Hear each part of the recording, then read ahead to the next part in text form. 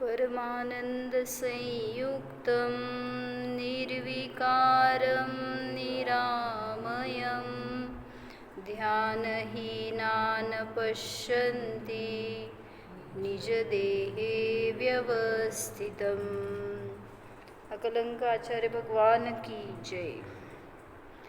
अनंत सुख संपन्नं ज्ञानामृतपयोदरम् अनंत वीर्य संपन्नं दर्शनं परमात्मनः निर्विकारं निराबाधं सर्वसंगविवर्जितं परमानन्दसंपन्नं शुद्धचैतन्यलक्षणम् उत्तमा स्वात्मचिन्ता स्यात् देहचिन्ता च मध्यमा अधमा कामचिन्ता स्यात् परचिन्ता धमाधमां निर्विकल्पसमुत्पन्नं ज्ञानमेव सुधारसं विवेकमञ्जुलिं कृत्वा तं पिबन्ति तपस्विनः सदानन्दमयं जीवं यो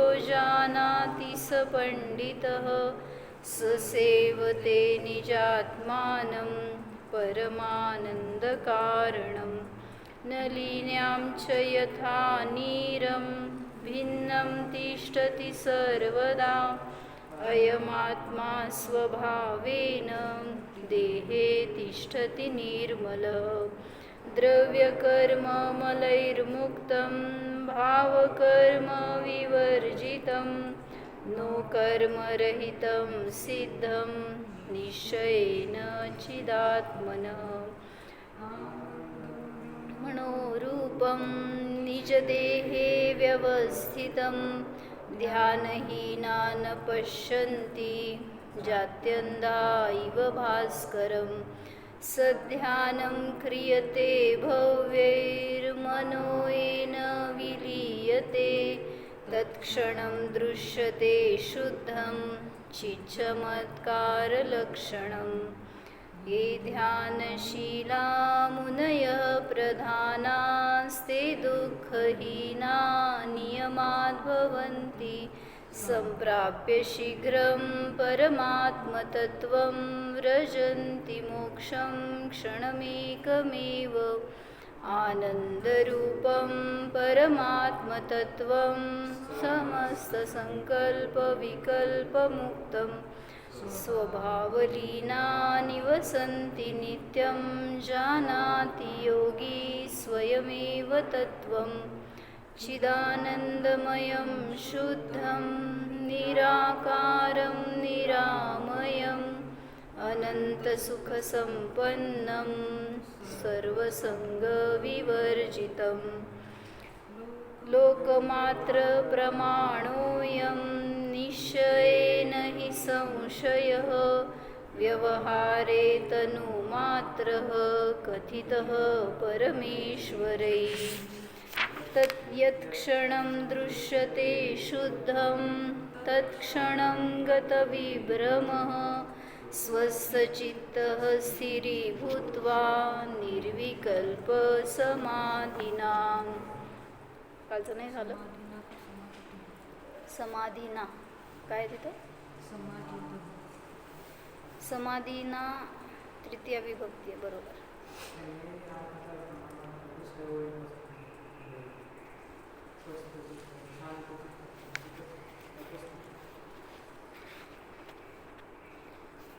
शांत चित्ताने जो शांत चित्ताने स्थिर होऊन निर्विकल्प समाधीमध्ये गडून जातो त्याला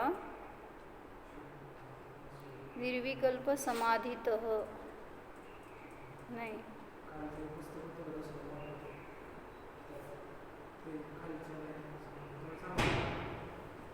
त्याला शुद्धात्मा स्वरूप अनुभवास येते आणि तत्काळ त्याचा विभ्रम समाप्त होतो.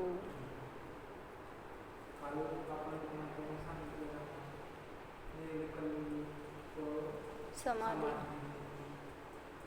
समाधीना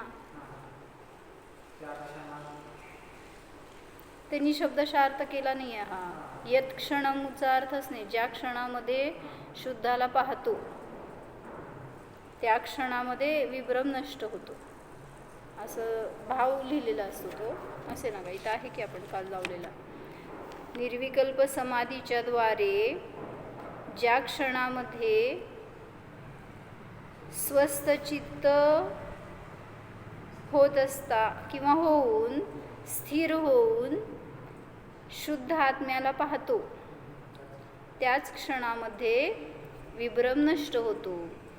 म्हणजे काय सांगायचं ह्याच्यातून अजून, की ज्या समयात तुम्ही शुद्धोपयोगाला प्राप्त होता, स्वभावाला जाणता, त्याच क्षणामध्ये फळ मिळतं तुम्हाला. असं नाही की मी भरपूर पूजा उपवास ध्यान व्रत नियम संयम पालन केलं आहे आता मला हळूहळू फळ मिळतंय, असं नाही.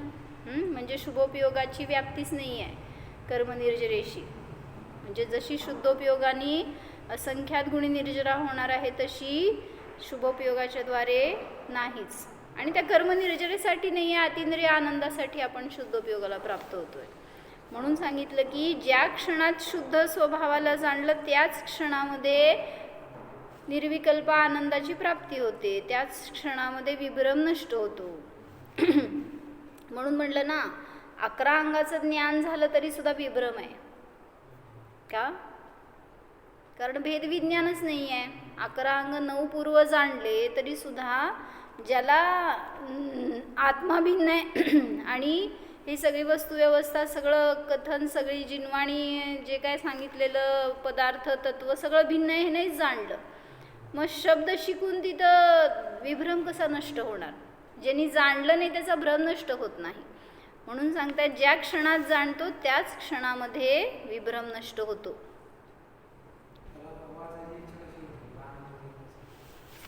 त्याला शुभातच आनंद आला म्हणूनच स्वाध्यायामध्ये प्रेरणा मिळत झाली आणि तो स्वाध्यायच करत राहतोय. पण दृष्टी अशी असावी, ठीक आहे स्वाध्यायाचा निषेध नाही आहे, पण ही दृष्टी असावी की ह्याच्याद्वारे मला स्वभावाची प्राप्ती करायची आहे. स्वाध्यायातच रमला जीव, त्याच्यातच आनंद येऊ लागला तर पुढं सरकत नाही. म्हणून अवलंबन आहे की शुभाचं, पण कशासाठी? शुद्धात स्थिर राहू शकत नाही म्हणून शुभाचं अवलंबन आहे. पण तो जीव अशुभातनं सुटला आणि शुभात पण अशुभासारखंच अडकला. म्हणजे शुभसुद्धा उपादेय मानलं तर शुद्धाकडं जाणार नाही. म्हणून मग तिथं शास्त्र वाचून संपवायचे, परत ते पाठांतर करायचं किंवा मोठे मोठे प्रवचन करायचं, अशामध्ये अडकला तर शुभातच राहिला. मग त्यातून भावभासना करायची हे विसरला तर त्या समयात त्याचा भ्रम नष्ट होणार नाही. म्हणून ज्या समयात शुद्धात्म्याला जाणतो, म्हणून म्हणलं थोडं स्वाध्याय करा, पण त्याचं थोडंसं अनुभूती घेण्याचा प्रयत्न करा. जे काय वाचलो ऐकलं तुम्ही ध्यान पण सांगता ना जेव्हा, तेव्हा जे आपला विषय झाला त्याच्यावर सांगा, तर विषय आपल्याला भावभासित झाला हे समजते. जे काय अर्थ लागलेला असतो ना काका, जेव्हा स्वाध्याय करतोय काय वाचलं त्यातनं काय ग्रहण झालं त्याची भावभासना करण्यासाठी ध्यान. म्हणजे जसं आता काय सांगितलं आम्हांनी, फळ झाड फुलं समजलं का? आता सांगतायत ना भावभासना काय.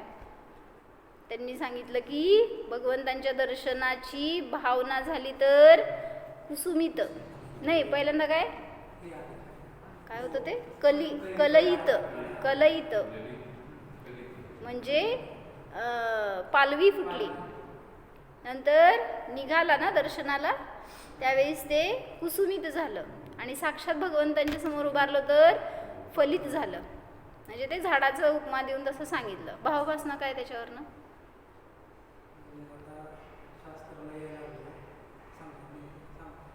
शुभ झालं की ते शुद्धोपयोगापर्यंत काय न्यायचंय त्यातनं.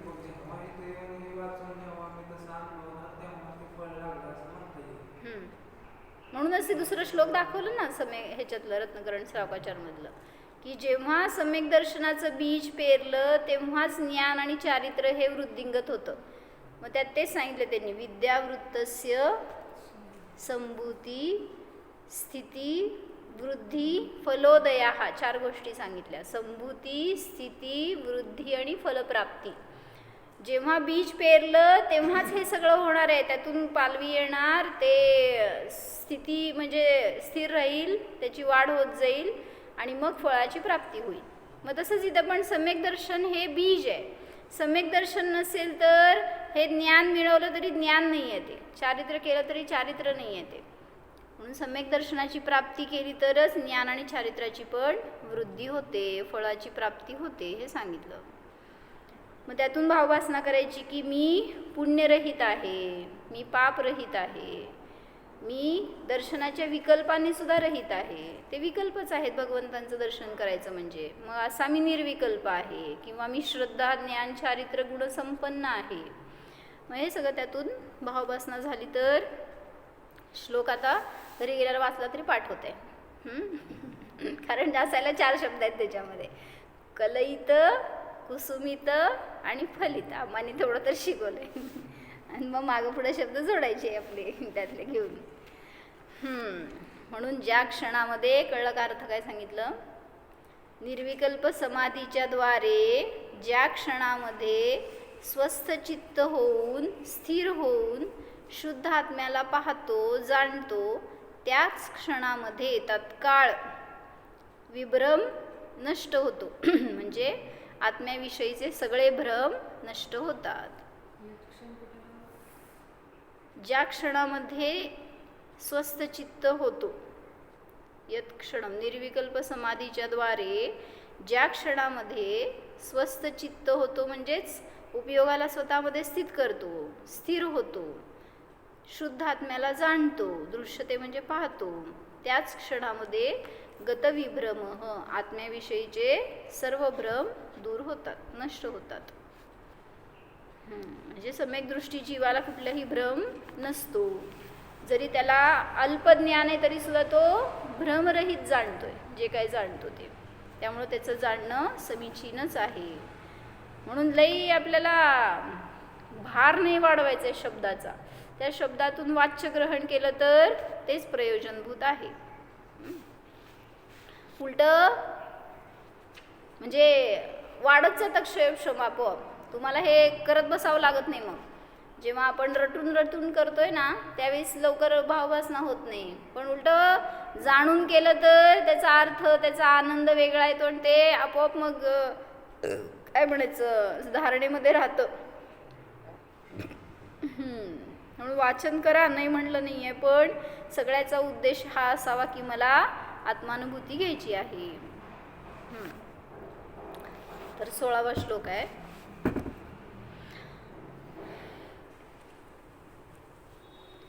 आता पण सगळी विशेषणं अशी द्यायला लागलेत की कसा आहे आत्मा. सैव परमं ब्रह्म म्हणा. सैव परमं ब्रह्म सैव जिनपुङ्गवः सैव जिनपुङ्गवः सैव परमं तत्त्वं सैव परमं तत्त्वं सैव परमो गुरुः. गुरुः आहे ना म्हणा.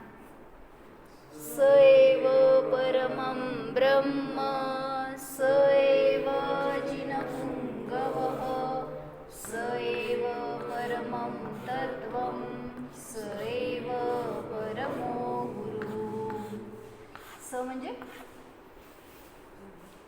सह शब्द आहे तो संस्कृतचा. स म्हणजे सह आहे, त्या विसर्गाचा लोप होतो. सह म्हणजे तो. एव म्हणजे नाही, च. एव म्हणजे च. संस्कृतमधला एव हा शब्द च चा वाचक असतो. तोच परमब्रह्म आहे. कोण? त्यांचा नव्हे, तर माझा शुद्धात्माच परमब्रह्म आहे. तोच जिनपुंगव आहे. म्हणजे पुंगव म्हणजे श्रेष्ठ. तोच जिनश्रेष्ठ आहे. मग व्यवहाराने भगवंतांना उपदेशून सांगितलं, निश्चयाने माझा आत्माच असा आहे. सैव परमं तत्त्वं, तेच परम तत्व आहे. तोच स एव परमो गुरुः, तोच परम गुरु आहे. म्हणजे बाहेर शोधायला जातोय आपण, कोण देव आहे, कोण गुरु आहे, कुठली वाणी आहे, कुठलं तत्व आहे, तर बाहेर नाही, सगळं स्वभावात आहे. का बरं? कारण माझ्यासाठी माझ्या विश्वाच्या बाहेर काहीच नाही आहे. माझं जो आत्मा आहे, प्रत्येकाचा आत्मा, त्याचं त्याच्याशिवाय दुसरं काही वैभव नाही, काही कशात काय चालतच नाही जीवाचं. त्यामुळे तुम्ही जे काय म्हणताय ना, घर काय आहे, हे असंख्यात प्रदेशच घर आहे. वैभव काय आहे, जीवाचं अनंत गुण हेच वैभव आहे. कार्य काय आहे, बाहेर काय करूच शकत नाही तुम्ही. म्हणजे इतका स्वतंत्र आहे, इतका स्वाधीन आहे, माझं सगळं करायला मी समर्थ आहे, आणि इतका अकर्ता आहे, अभोक्ता आहे की पराचं काहीच करू शकत नाही. म्हणून आज दुपारी हेच घेतलं प्रकरण त्यांनी, ऐकलं का? काय म्हणले की सगळं निमित्ताला आपण दोष देतो, निमित्त करता आहे असं मानतो, पण उपादान म्हणजे आपली शक्ती आहे ती आपणच करू शकतो, त्याशिवाय होणार नाही. जसं मला सम्यक दर्शन झालं, गुरूंमुळं मला सम्यक दर्शन झालं, बरोबर का चुकीचं? हां, तर त्यांनी मानलं की गुरु हे प्रेरक निमित्त असतात, म्हणूनच मला सम्यक दर्शन होत असतं, असं त्या अन्यमतवादीचं कथन आहे. मग आपण त्यांना सांगतोय की उपादानाची ती योग्यता असेल तरच प्रेरक निमित्त, पण तिथं निमित्त प्रेरक नसतं, उदासीन असतं, ते फक्त निमित्त रूपाने हजर राहणार. नाही तर मग गुरु तर सगळ्याला मिळाले, सगळ्यांना का सम्यक दर्शन नाही झालं? म्हणून म्हणलं की उपादानाची ती शक्ती आहे, म्हणून तिथं निमित्त तसं भेटलं आणि कार्य घडलं. मग तसंच इथं पण सांगायचं की आत्म्यात कार्य सगळे होणार आहेत, तिथं बाहेर काय करायला जाणार नाही, बाहेर कोणी काय करणार नाही आपलं, पण तसं आपण उपादान जागृत करत नाही. म्हणून हे श्लोक किंवा हे विशेषणं जी दिली आहेत ती सगळी आपल्याला जागृतीसाठी आहेत. आपल्याला त्या एकेका विशेषणातून जरी अनुभव केला तरी सुद्धा सम्यक दर्शन प्राप्त होऊ शकतं. तेच ना, बहुमान देण्यासाठी म्हणलं जाईल किंवा उपचरित सद्भूत व्यवहारण्याने म्हणलं जाईल की परकर्ता आहे, पण निश्चयाने म्हणायला गेलं तर चुकलं. आपण पण म्हणतो की बाईनी रोटी केली म्हणणार की नाही?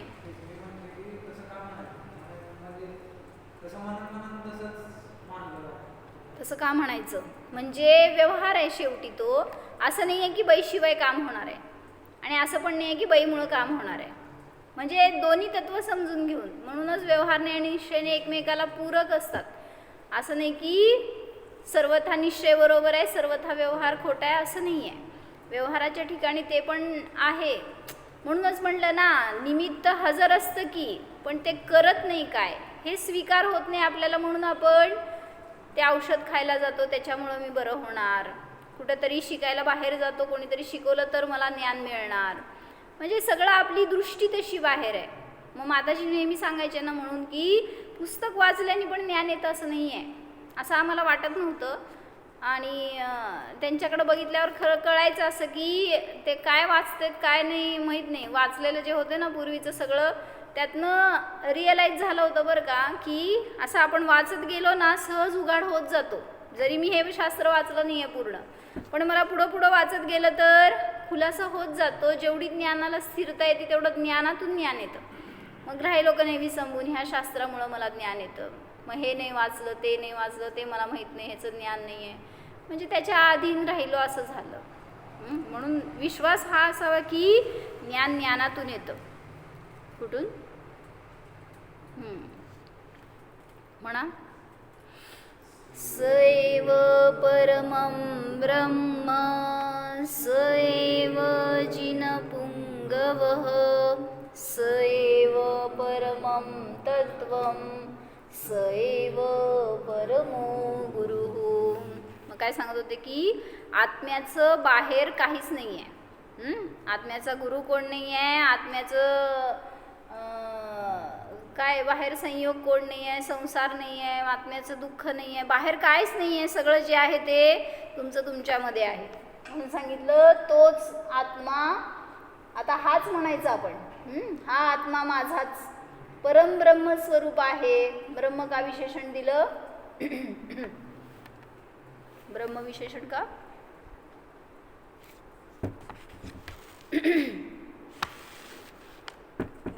ब्रह्मदेव असतो काय करतो? करता मानता ना विश्वाचा, सृष्टीचा. तर बाहेर कोणी ब्रह्मा नाही आहे माझा, मला कोणी सृष्टी माझी बनवणारा कोण नाही आहे, तर मीच माझा ब्रह्म आहे, परमब्रह्म आहे, हा एक अर्थ होतो. म्हणजे माझा करता मीच आहे, परद्रव्य नाही. आणि दुसरा अर्थ काय? ब्रह्म स्वभाव आहे, ज्याच्यामध्ये बस एकत्वाची भावना आहे, एकत्व स्वरूप आहे, बाहेर मला परद्रव्यातून आनंद नाही, असा परमब्रह्म स्वरूप मी आहे. तोच हा मी परमब्रह्म स्वरूप आहे. ह्याच्यावरून आपल्याला स्वाधीनतेचा भाव यायला पाहिजे. म्हणजे मला कोणाची अधीनता नाही आहे विश्वामध्ये, मी कोणाच्या तरी आधाराने जगतो, कोणीतरी माझं संरक्षक असावं, कोणीतरी मला बरोबर असावं, हे सगळे भाव सुटले जेव्हा परमब्रह्म स्वभावाला जाणतो. स एव जिन पुंगवः, पुंगव म्हणजे श्रेष्ठ, तोच आत्मा जिन श्रेष्ठ आहे. म्हणजे जिनागमामध्ये किंवा जिनधर्मामध्ये दुसरी कुठली श्रेष्ठ वस्तू नाही आहे, एक माझा आत्माच श्रेष्ठ आहे. का? कारण तुम्हाला जे पाहिजे ते सगळं त्याच्यातच आहे. तुम्हाला वाटतं धनात आहे ना, धन श्रेष्ठ वाटतं, म्हणून सांगतायत की धन नाही श्रेष्ठ. धनाने तुम्हाला, त्यांनी काल घेतलं ना किती, धनाने तुम्हाला अन्न घेता येईल पण भूक घेता येत नाही. धनाने तुम्हाला अच्छे बेड, काय ते मुलायम गद्दे बिद्दे आणू शकाल पण झोप आणता येत नाही. धनाने तुम्ही कपडे वस्त्र काय सगळं परिग्रह आणणार पण त्यातून सुख आणता येत नाही. हे सगळं म्हणून सांगितलं धन श्रेष्ठ नाही आहे. मग श्रेष्ठ काय आहे? तर जिन श्रेष्ठ म्हणजे स्वभाव निज आत्माच श्रेष्ठ आहे. कारण जे पाहिजे ती सगळी गोष्ट मला माझ्या आत्म्याकडूनच मिळणार आहे, म्हणून तोच आत्मा माझा जिन श्रेष्ठ आहे. स एव परमं तत्वम, तत्व म्हणजे तोच आत्मा परमतत्व स्वरूप आहे. तत्व म्हणजे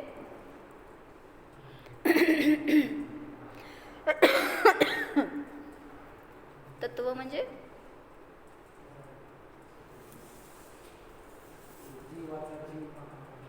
हां, म्हणजे तत्व शब्दशः काय सांगणार त्याला? तत्रूप राहणं हा स्वभाव आहे, परम स्वभाव आहे म्हणा. म्हणजे तत्व म्हणजे स्वभाव आहे. हा मी कसा आहे? श्रेष्ठ स्वभावी आहे. म्हणजे जाणणं हाच सर्वोत्तम स्वभाव आहे, तेच कार्य आहे.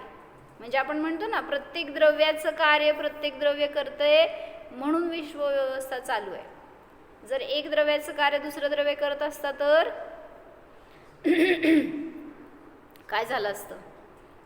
मग चांगलं झालं असतं की ईश्वर सगळ्यांना मोक्षाला नेले असते. काय हो का? म्हणजे करता असता तर कोणी ईश्वर सगळ्याला मोक्षाला नेले असते, पण खाली इथं बसलेले दुश्मन आहेत ना, ते तुम्हाला खाली ओढले असते. पण दुसऱ्याचं करता मी, तुम्ही मोक्षाला जावं ही भावना कोणाची नाही आहे, तुम्ही माझ्याजवळच राहावं मोही असणार तर यांचा माझा कधी वियोग होऊ नये असे ज्यांचे भाव ते धरून बसणार. म्हणजे तू पण जायचं नाही, मी पण जाणार नाही मोक्षाला. नाही नाही, सीतेला कुठं भाव झाले का रामाविषयी? राम चालला होता ना मोक्षाला, थांब आपण दोघं मिळून जाऊ, थांबवलं का नाही? मग दोघांमध्ये राहिल्यावर मोहात राहणार का नाही? मोक्षाला कसं जाणार? म्हणून सांगितलं की असं परमतत्व आहे की मला दुसऱ्याची गरज नाही आणि ज्ञाता स्वभाव आहे.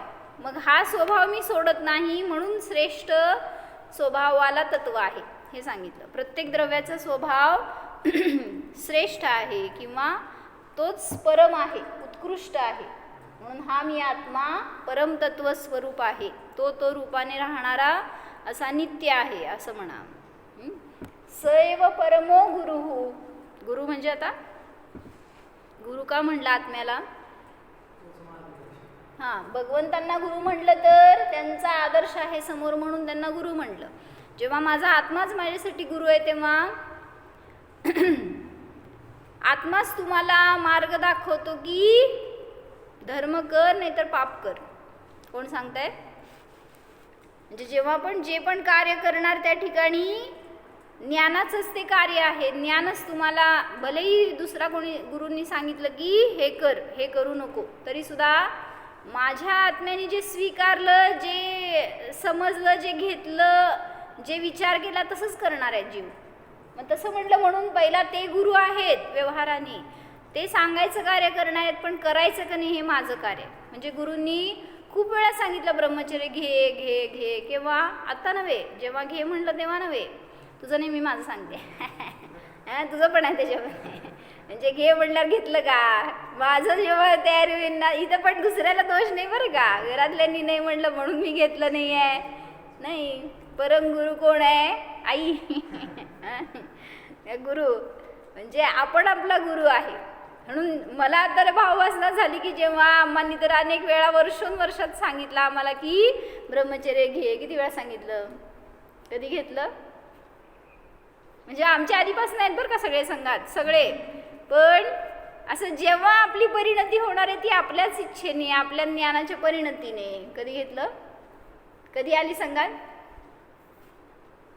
म्हणजे आम्ही पण तेच केलं. अनेक वर्ष संघात म्हणजे येऊन जायचं, बस आपलं मजा म्हणून राहायचं आम्हांच्या जवळ, असं केलं की. पण आम्हांनी करायचे संस्कार जे केलेत ना त्याचंच फळ ते उदयाला येतं, शेवटी जे येतं ते. ज्यांनी त्याला ग्रहण केलं, धारण केलं ना, त्याचं फळ त्याला मिळणार. म्हणून सांगितलं की गुरु असा असतो जो आपल्याला दुःखातून वर काढतो, जो आपल्याला मार्ग दाखवतो, जो आपल्याला सुख देतो, जो त्याला जी उत्कृष्ट वस्तू मिळाली ती देतो. मग तसा माझा आत्मा पण माझ्यासाठी गुरु आहे. तो काय करतो? तुम्हाला मार्ग दाखवायचं काम तोच करतो.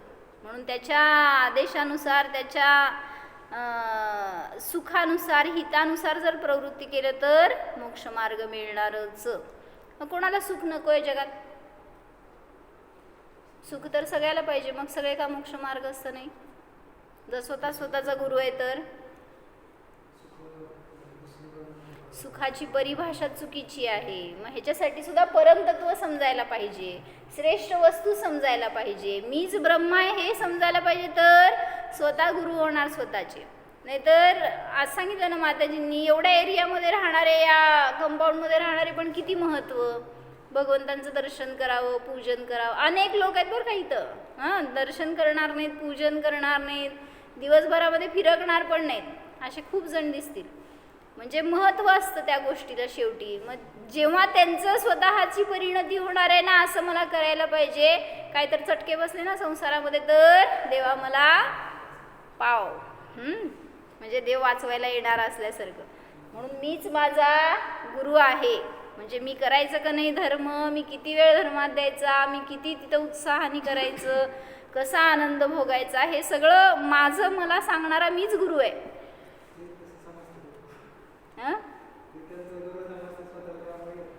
ते त्यांचा गुरु समजते. म्हणजे गुरु आहे शेवटी. तुम्हाला धर्म न करण्यासाठी सुद्धा तोच गुरु आहे. म्हणजे जे काय तुम्ही भोगाची रुची करणार आहे, त्यातून सुख मानणार आहे, तर तिथं पण नेणारा तो आत्माच गुरु आहे तुमच्यासाठी.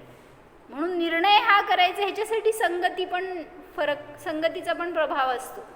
ते लोक मोहींच्या सहवासात राहत आहेत, रागीद्वेषींच्या सहवासात राहत आहेत, तर तेच भाव होणार. आणि वितरागीचं, निर्मोहीचं सानिध्य जेवढं मिळतं तेवढं तसे परिणाम होत जातात. म्हणून आम्हांच्या जवळ राहायचं तर खूप वाटायचं की किती छान आहे आम्हांचं लाईफ. घरी जाताना आनंद असायचा पण रडायचं पण, म्हणजे जाऊ वाटत नव्हतं आणि राहू वाटत नव्हतं, हे पण होतं त्याबरोबर. म्हणजे घरी जायचं आहे, काय काय करायचं आहे, पुढचं प्लॅनिंग असायचं. मग पण ते तेवढा सहवाससुद्धा किती इम्पॅक्ट करतो. म्हणजे एक निर्मोहीचे शब्द कानावर पडले आपल्या, किंवा त्या सानिध्यात राहिलो, ते पाहिलं, ते ग्रहण केलं, त्यात आनंद मानला ना, बास ते फलित होणारच तुम्हाला. म्हणजे आपल्या जीवनात सुद्धा तशी चर्या येणार, तसं साधना येणार, तशा प्रकारचे विचार, सगळी चर्या तशी आपण हळूहळू ग्रहण करत जातो. फक्त स्वीकारायला पाहिजे की हे योग्य आहे, हे चांगलं आहे, ह्याच्यातच आनंद आहे. आता संसारात आनंद मानणारे त्या मार्गाला जातात, आणि इथं येऊन हे संस्कार ग्रहण करून यात आनंद मानणारे तिथं जाऊन सुद्धा हे भाव ठेवतात. म्हणजे शेवटी गुरु करता नाही आहेत, आपणच आपले करतायत. म्हणूनच आपण स्वतःला तिथं सांगितलंय तुम्ही तुमचे गुरु आहात. म्हणून एवढं गुरुत्व ठेवा स्वतःवर की मला कधीही कुठल्या अधर्माच्या मार्गावर नाही जायचं, कधीही धर्मापासून दूर नाही जायचं, कधीही स्वभावापासून दूर नाही जायचं आणि सतत मला स्वभावाचं वेदन राहावं, ही भावना, हे संस्कार आपण निरंतर केले तर तो खरा गुरु झाला आपला. आणि मग तिथं नियमाने आपल्याला श्रेष्ठ मार्ग, श्रेष्ठ स्वभावाची प्राप्ती होणारच. म्हणा, सैव परमं ब्रह्म सैव जिनपुंगवः सैव परमं तत्त्वं सैव परमो गुरु. सांग. हाच आत्मा परमब्रह्म आहे, हाच आत्मा जिनपुंग म्हणजे श्रेष्ठ आहे, हाच आत्मा परमतत्व आहे, हाच आत्मा परमगुरु आहे. किती सोपं आहे तुमच्यासाठी नुसतं आहे ते शब्द सांगायचं. एक्सप्लेन करा बघू म्हणजे काय. हां बस झालं एका शब्दात, स्वरूपच तसं आहे. हां सांग अर्थ. तोच आत्मा, हाच आत्मा.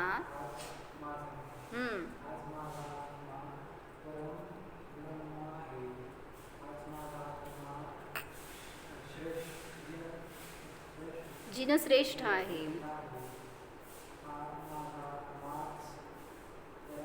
तत्व आहे.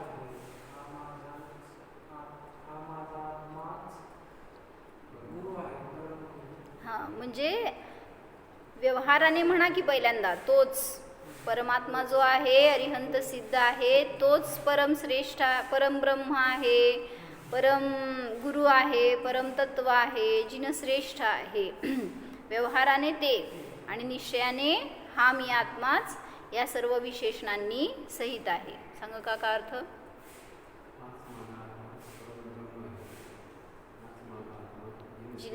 जिनश्रेष्ठ आहे, परम गुरु आहे. मग असं स्वतःला भावभासित करत राहावा सारखं की मीच माझा गुरु आहे. आम्हा पण नेहमी सांगतात म्हणून की संसार करताना असू दे किंवा धर्म करताना असू देत, मीच माझा गुरु आहे. त्यामुळं मला सुखी बनवायचं का दुःखी बनवायचं हे दाखवणारा मार्ग मीच आहे मला. म्हणून मी माझं कल्याण करणार का अकल्याण हे माझ्या हातात आहे, पराच्या नाही. आई सांगणार तेव्हा मी ब्रह्मचर्य घेणार असं म्हटल्यावर कोणाच्या हातात शेंडी दिली. दुसरा अकर्ता आहे, मीच करणार आहे तर मीच निर्णय करायला पाहिजे. जेवढा वेळ जास्त जाणार तेवढे भाव जास्त जाणार, समजून घ्यायचं. लवकर निर्णय केलं तर तेवढंच आपलं साधनेला वेळ मिळाला. काळ किती आहे, वेळ किती आहे माहीत नाही आपल्याला पुढं. म्हणून संस्कार उत्कृष्ट साधनेचे जेवढे जास्त होतील तेवढं चांगलं. म्हणायचं आहे काका एकदा बघून म्हणायचं, एकदा न बघता म्हणायचं आहे. होय पाठ आहे का, छान मस्त. पुढे आहे मग तुम्ही आमच्या. हां, सैव परमं ब्रह्म सैव जिनपुंगव सैव परमं तत्त्वं सैव परमो गुरु. म्हणा काका. एवम नाही, एव एव. एवम म्हणजे अर्थ वेगळा, एव वेगळा. हां, परमं ब्रह्म सैव जिनपुंगवः सैव परमं तत्त्वं परमो गुरुः. सांग. हां गाथा. आणखी श्लोक. सैव परमं ब्रह्म सैव जिनपुंगवः सैव परमं तत्त्वं सैव परमो गुरुः.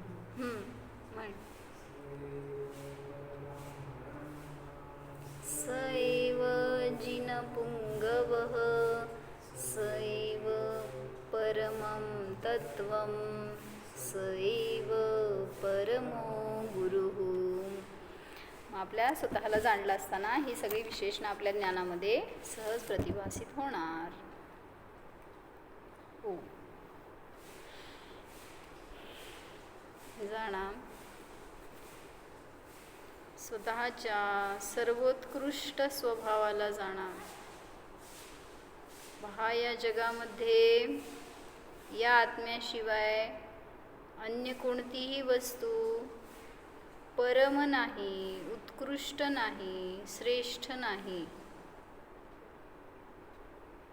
माझा आत्माच माझ्यासाठी आधार आहे, गुरु आहे.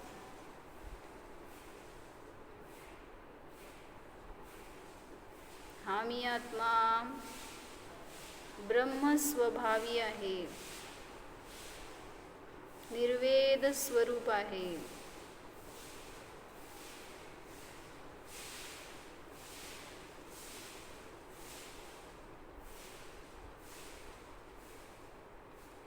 परमतत्वाला जाणा. या जगामध्ये माझ्यासाठी कोणीही परद्रव्य शरण नाही. अशरण स्वरूपोऽहम्, उत्तम स्वरूपोऽहम्,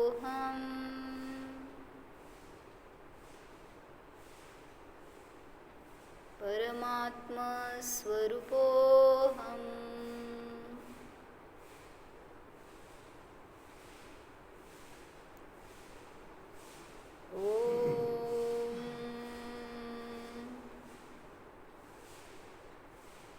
विसर. नमो अरिहंताणं, नमो सिद्धाणं, नमो आयर्याणं, नमो वज्रायाणं, नमो लोये सौवसानं.